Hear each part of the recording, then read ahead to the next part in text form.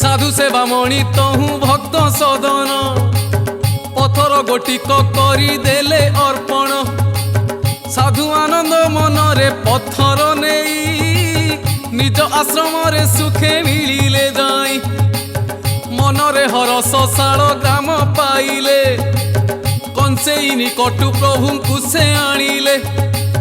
पूजा पाठ करी आश्रम रे रखिबे निश्चय श्री विष्णु हरषित होइबे तहु संज गड़ी अंधकार होइला साधु शोइले रखी शाल ग्राम शिला गभीर निदरे आसी श्री जगन्नाथ साधु को कहिले शुण हे पुण्यवंत सदन पासरु मते किया आनिल मो मनरे दुख तुम्हे कहीं की देल मोर नाम अहरह जपे सदन काम करे रखी थाए मोठारे मन ता पाखरे नाम जप शुणई मुही ता पाखरे थिले मते खुशी लागई आश्रम रे केबे मुही रहिबी नाही